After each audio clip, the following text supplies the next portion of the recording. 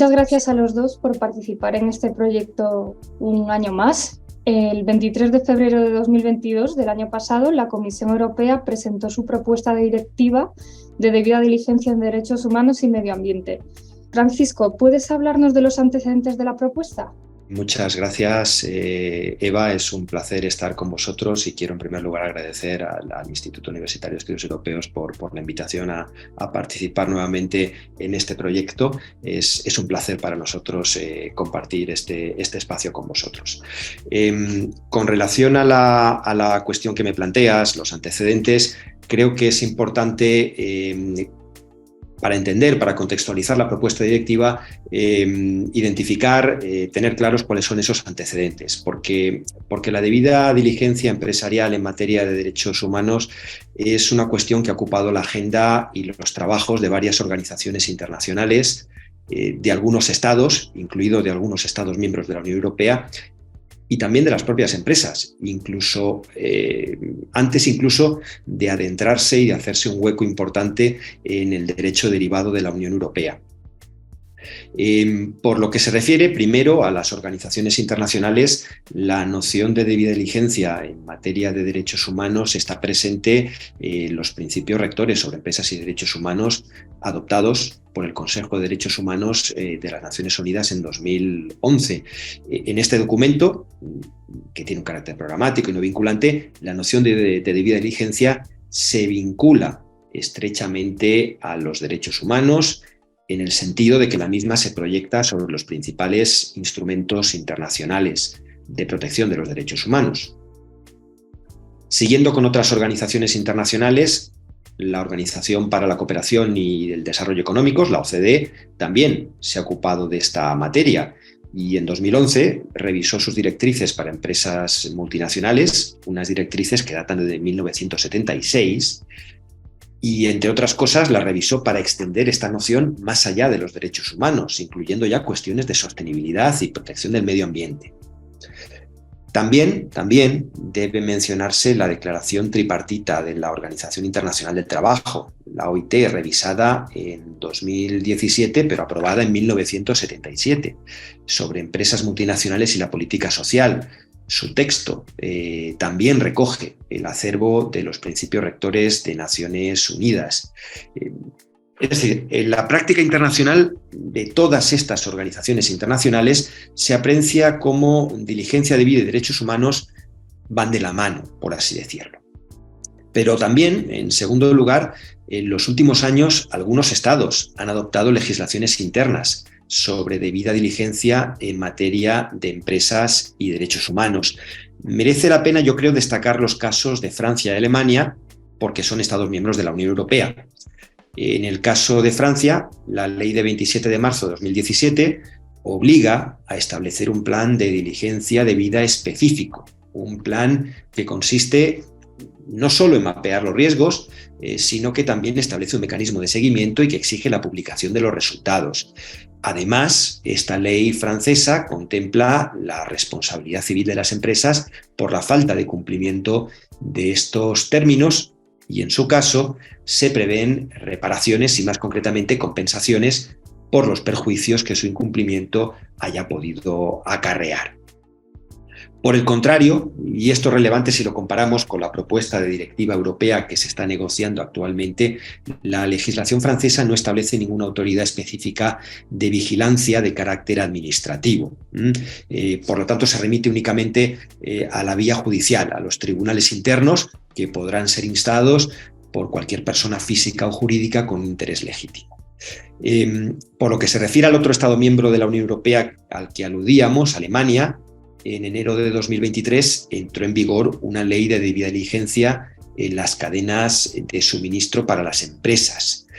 En este texto normativo, la vigilancia se extiende a la cadena de proveedores completa, siempre que aparezca cualquier indicio de violación de derechos humanos o de daños al medio ambiente.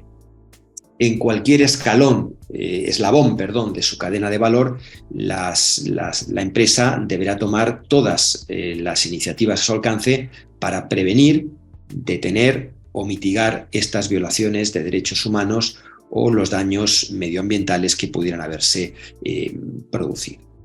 Hay diferencias entre la normativa francesa y la alemana, pero ambas comparten una misma voluntad, que es la de involucrar de manera más activa a las grandes empresas en sus cadenas de valor y también que sus declaraciones de intenciones vayan acompañadas de medidas, acciones y procedimientos más rigurosos y prácticos.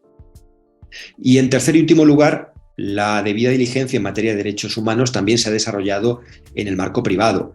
Por ejemplo, en el contexto de los estándares ISO, y hay algunos de esos estándares sobre responsabilidad social corporativa que ya sitúan a los derechos humanos como un elemento esencial. A toda esta práctica, procedente de diversos ámbitos y sectores, se le debe sumar también la práctica que la propia Unión Europea ha ido desarrollando en los últimos años, porque en los últimos 10-15 años hemos asistido a un verdadero tsunami regulatorio en la Unión Europea que ha incidido sobre aspectos muy concretos, pero vinculados a la responsabilidad social corporativa, la debida diligencia y la sostenibilidad. Me refiero, por poner solo 3 ejemplos, a la normativa relacionada con la presentación de información sobre sostenibilidad por parte de las empresas, a la normativa sobre contratación pública o a la normativa que establece un marco para facilitar las inversiones sostenibles. Toda esta práctica, la interna de la Unión Europea y sus Estados miembros, y también la externa, procedente de otras organizaciones internacionales y actores no estatales de carácter privado, debería convertirse en un referente para edificar la futura normativa sobre diligencia debida de las empresas en materia de sostenibilidad que está preparando en estos momentos la Unión Europea. Muchas gracias, Francisco. Por su parte, Alberto, ¿considera que el contenido de la propuesta puede suponer cambios de calado desde la perspectiva de las empresas? Muy buenos días. Muchas gracias, Eva. Pues también de nuevo agradecer, antes de nada, a la organización y al CEU la excelente oportunidad para comentar estos temas de actualidad. Pues bueno, respondiendo a su pregunta, sí y no. Depende de la óptica que tomemos. Desde luego, la propuesta de directiva de debida diligencia en materia de sostenibilidad, que incluye tanto el aspecto de derechos humanos como el medioambiental, está perfectamente en línea o alineada con iniciativas anteriores, con lo cual pues, no constituye, por tanto, ya en primer lugar, una innovación legislativa o una excentricidad por parte del legislador europeo. Era algo, en cierta manera, esperable. Además, dentro de lo que es la propia definición del concepto de debida diligencia, esta propuesta de directiva sigue manteniendo un enfoque como una obligación de medios y no de resultados. ¿De acuerdo? Esto también entra en coherencia con el estándar ISO 37301, sin ir más lejos, como una estructura de alto nivel en materia de gestión del cumplimiento normativo. Por tanto, lo que conlleva en última instancia son cuestiones procedimentales en línea con el principio de precaución. En cuanto a los canales de denuncia, por poner otro ejemplo, pues seguirán sirviendo los mismos canales de denuncia que ya estableció la Directiva 1937 de 2019, que en España se ha transpuesto tardíamente y ha dado lugar, de hecho, a la apertura de un procedimiento de infracción por parte de la Comisión. En cambio, luego, por otro lado, sí que es verdad que tenemos algunas novedades y algunos puntos que podrían ser ligeramente más problemáticos. En primer lugar, por ejemplo, el tema de las autoridades de control. ¿Hasta qué punto estamos asistiendo a una relativa administrativización del monitoreo de la debida diligencia corporativa en materia de sostenibilidad, la compatibilidad entre esas autoridades de control y luego pues, el recurso a la tutela judicial efectiva, ya sea pues, tanto desde la perspectiva de la defensa por parte de la empresa, en el caso de una denuncia, como por supuesto la tutela judicial efectiva de las posibles víctimas de una supuesta violación de derechos humanos, directa o indirectamente vinculada a la actividad de la empresa. Entonces, bueno, habrá que estar atentos a que de verdad estas autoridades de control que establece la directiva sean verdaderamente independientes, como la directiva establece. No tenemos un precedente demasiado positivo en cuanto a las autoridades de control establecida por la transposición de la directiva de los canales de denuncia en España. Por tanto, al final será una autoridad de control nombrada por el gobierno. Por tanto, pues ahí habrá que estar vigilantes a que esas autoridades de control ejerzan sus funciones de manera independiente y razonable.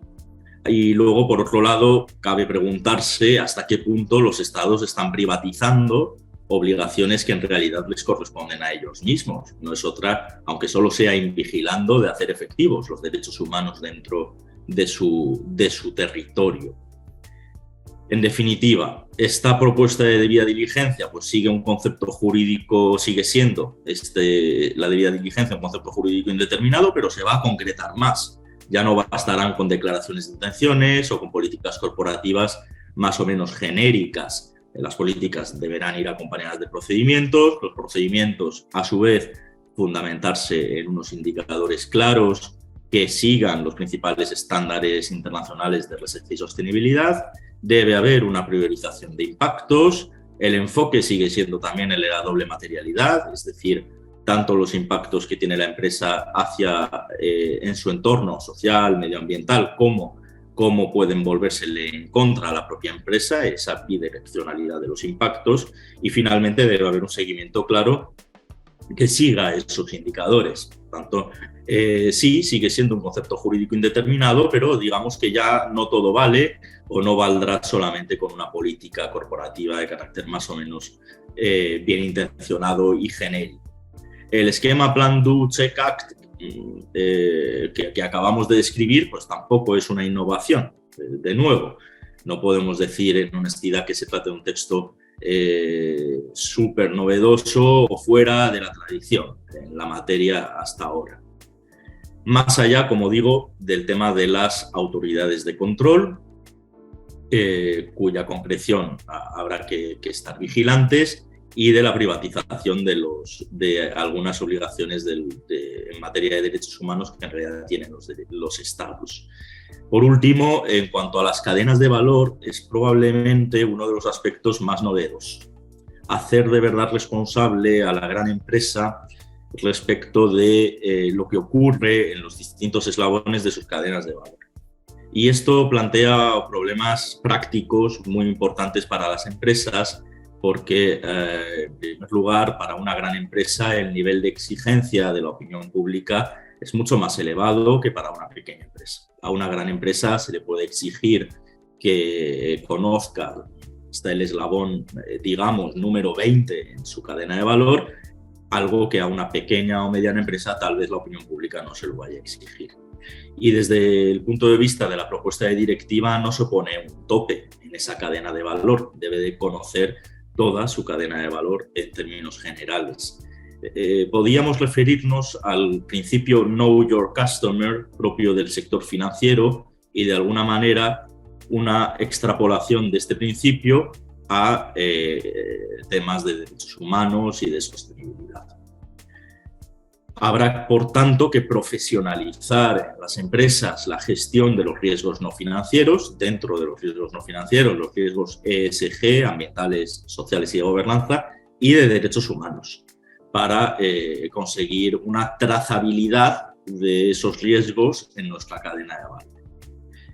A partir de ahí, el último aspecto novedoso que sí podríamos destacar es el tema de las cláusulas de garantía en los contratos, que prevé que se puedan empezar a incluir, y de hecho la Comisión Europea elaborará, no se sabe todavía si un texto de soft law o un acto delegado, para establecer unas cláusulas tipo de garantía en materia de derechos humanos, de sostenibilidad, entre las grandes empresas y sus pymes que puedan ser sus proveedores.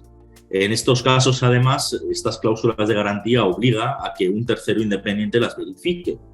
Y además la directiva especifica que ese tercero independiente deberá ser pagado por la gran empresa en el caso de que esa cláusula de garantía se establezca entre una gran empresa y una pyme. Pues esto evidentemente habrá que ver cómo se concreta en la práctica, qué cláusulas tipo nos ofrece la Comisión Europea y si encajan en las prácticas habituales del mercado, que este es otro problema habitual. Francisco, ¿podría comentarnos alguna recomendación a la hora de negociar el texto final? A la hora de elaborar esta directiva, como sucede con cualquier norma de derecho derivado, se deben aunar los intereses de los Estados miembros, que están representados en el Consejo, los intereses de la Unión, representados por la Comisión Europea, y también los intereses de los ciudadanos, que están representados por el Parlamento Europeo. Y estas tres instituciones han sostenido posiciones no siempre convergentes respecto a esta materia en los últimos años. Parece que ahora están dispuestas a dialogar con más fluidez y a sacar adelante esta propuesta. Pero cabe recordar que las intervenciones de los representantes del Parlamento Europeo y de la Comisión Europea durante las primeras reuniones del grupo intergubernamental que negocia el Tratado sobre Empresas y Derechos Humanos, en el marco del Consejo de Derechos Humanos, son un ejemplo ilustrativo de que hace unos pocos años no había mucha sintonía entre las instituciones europeas.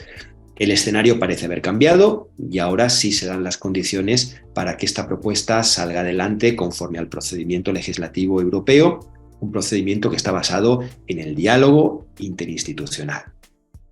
Y de hecho ya se observan cambios sustanciales entre el texto inicialmente propuesto por el Parlamento Europeo y el texto que la Comisión Europea publicó posteriormente como propuesta.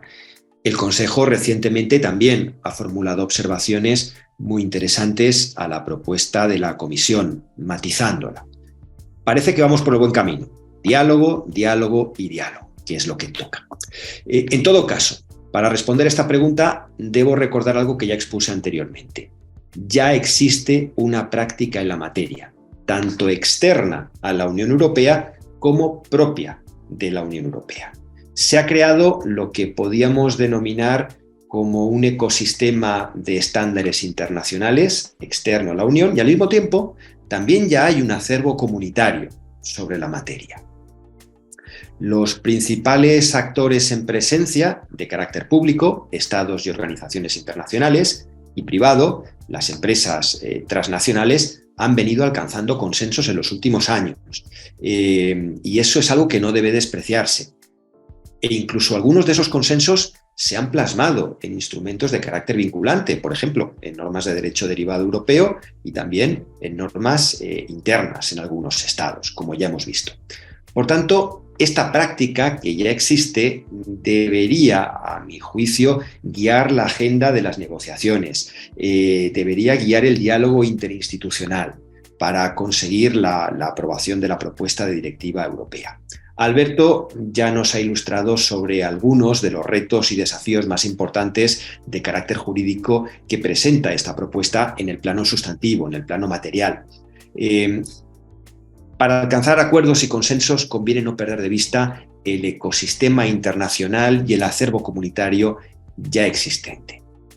Pero además es muy probable que esta propuesta de directiva europea sobre debida diligencia de las empresas en materia de sostenibilidad sea una realidad antes de que exista un tratado internacional sobre empresas y derechos humanos.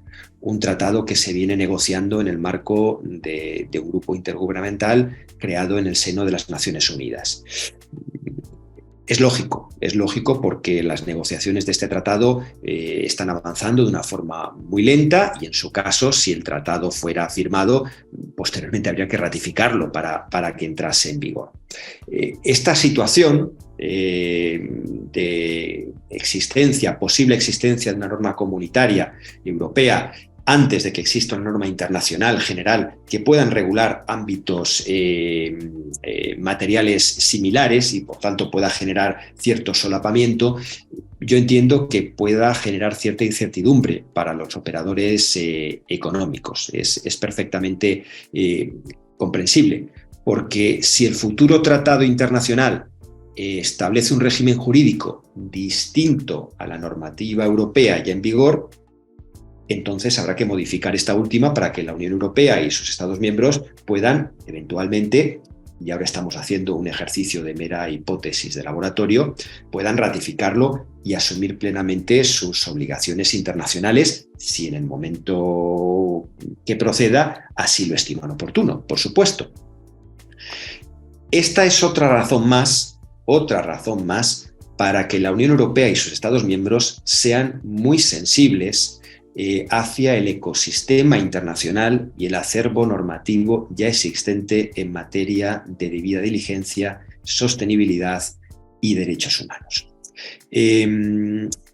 Ya para finalizar, si analizamos este proceso normativo de la posible firma de un tratado de derechos humanos, de empresas y derechos humanos, la entrada en vigor de una normativa europea sobre la debida diligencia empresarial podría servir como referente durante las negociaciones del Tratado Internacional sobre Empresas y Derechos Humanos. Creo incluso que sería beneficioso, porque puede crear un marco de encuentro sobre el que los Estados acerquen posturas, compartan experiencias y consensúen con más detalle las respuestas que deben darse a los retos que plantea esta materia. Es comprensible que se trate todo esto de un proceso que puede generar cierta incertidumbre para los operadores económicos, sin duda, pero desde el plano político resulta, a mi juicio, una excelente oportunidad para que la Unión Europea y sus Estados miembros promuevan sus valores y principios. Unos valores y principios que deben defenderse y promoverse, no lo olvidemos, de manera uniforme y no solo ad intra, sino también ad extra en el marco de la acción exterior de la Unión Europea. Creo que es importante tener en cuenta que este proceso puede ser una excelente oportunidad para que la Unión Europea promueva esos valores, unos valores que compartimos y que están reconocidos en el Tratado de la Unión. Por último, Alberto, ¿cómo afecta esta propuesta de directiva al resto de textos legislativos en materia de sostenibilidad? Efectivamente, confirma, es otro paso más en la misma dirección que venimos viendo en los últimos tiempos. En definitiva, la juridificación creciente de la sostenibilidad. La sostenibilidad, la responsabilidad social corporativa, empezó siendo un desarrollo eminentemente centrado en el soft law, en textos técnicos con un valor jurídico de recomendación que servían, y además cuyo destinatario era mixto, tanto administraciones, tanto gobiernos como empresas, puesto que cada uno tenía su papel en el plano en el que opera cada uno de ellos, y cada vez más se están desarrollando disposiciones y textos de hard law que tratan de responsabilidad social corporativa y de sostenibilidad. Entonces, al final, esto sigue siendo otro desarrollo más en esa misma dirección, una especie de, podríamos decir, maduración, ¿no?, jurídica de la sostenibilidad. Por otro lado, podríamos incluso referirnos a otra directiva muy reciente, la modificación de los reportes de sostenibilidad corporativa de la Directiva 2464 de 2022, del pasado mes de diciembre de 2022, y también incluye la misma una noción de debida diligencia, de hecho, y es perfectamente coherente en cuanto a impactos reales y potenciales, ¿no?, impactos negativos, reales y potenciales, con la noción de debida diligencia de esta propuesta. El legislador europeo mantiene ahí una coherencia, al margen, por supuesto, de los aspectos novedosos o más o menos problemáticos que hemos mencionado antes. Confirma, por otro lado, de nuevo, que el marco jurídico global de la sostenibilidad son los derechos humanos. Esto es importantísimo tenerlo claro, tanto también para el tema del medio ambiente, en la medida en que la resolución de la Asamblea General del pasado julio de 2022 se reconoció el derecho a un medio ambiente sano como un derecho humano fundamental. Entonces, en ese sentido, el marco jurídico global de todos estos esfuerzos siguen siendo los derechos humanos. Y esa es la raíz y eso es lo que nos va a marcar la metodología que debemos seguir a la hora de aplicarlo. Pues esa es, como digo, su raíz jurídica. El cambio climático, por otro lado, dentro de la dimensión medioambiental, tiene o adquiere carta de naturaleza propia por la relevancia que ha adquirido en los últimos años, y el lenguaje de riesgos propio de la empresa pues se completa con una visión más holística, más integradora en lo operativo, en lo reputacional, cómo se contagian lo operativo y lo reputacional, y por supuesto con una vocación eminentemente preventiva. Pero esta vocación eminentemente preventiva era ya digamos, el leitmotiv de la sostenibilidad desde hace tiempo. Los estándares de soft law, es decir, esos textos técnicos con valor jurídico de recomendación en materia de sostenibilidad, van a seguir siendo importantes. ¿Para qué? Pues para la aplicación práctica. En parte, pues, digamos, por un lado, en términos de gobernanza pública, porque esos estándares de soft law suelen tener en muchas ocasiones un valor o una función interpretativa respecto del hard law existente. No siempre la Comisión Europea aprueba un acto delegado, en ciertas ocasiones aprueba simplemente unas guías, unas directrices para el cumplimiento de esas obligaciones de debida diligencia, y esto podrá hacerlo, y mientras, por supuesto, para evitar que sean nulas, mientras, por supuesto, se mantengan dentro de los márgenes de la directiva existente y no añada obligaciones nuevas, inexistentes en el texto de hard law que pretende ayudar a interpretar, pues bueno, mientras esto sea así y siga siendo así, serán plenamente válidos esos estándares de soft law desde su función interpretativa. Pero desde la óptica práctica del sector privado, el fundamento para que esos estándares internacionales de soft law van a seguir siendo el fundamento para que evolucione, por ejemplo, la homologación técnica de proveedores, y en esa homologación técnica de proveedores empezar a incluir criterios ESG, ambientales, sociales y de gobernanza. En este sentido, en conclusión, nos mantenemos dentro del mismo espíritu de la complementariedad entre hard law y soft law. Es cierto que detectamos una cierta pérdida de confianza por parte del legislador europeo en la autosuficiencia de los textos de soft law. Podríamos indagar más sobre las causas. Digamos que está clara que ha habido una evolución y que si pusiéramos soft law y hard law en una balanza, pues se está inclinando la misma cada vez más hacia el hard law que hacia el soft law. Podríamos a lo mejor hacer autocrítica por parte de las empresas de hasta qué punto, y por parte de las instituciones públicas, de hasta qué punto, por un lado, los estándares eran adecuados y eran útiles, y por otro lado, hasta qué punto los hemos aplicado correctamente, de manera seria, con indicadores, etc. Porque esa pérdida de confianza del legislador en el soft law, aunque no es grave, no es definitiva, ni va a dejar de haber esa complementariedad, pues sí que podría invitarnos a realizar una reflexión al respecto. En cualquier caso, las empresas europeas deben tomarlo como una oportunidad para evolucionar del lenguaje de riesgos a un lenguaje más actual de oportunidades desde la generación del valor compartido, de conectar sostenibilidad con calidad, con competitividad, sobre todo dado que es previsible que otros estados terceros pues no tengan legislación tan exigente.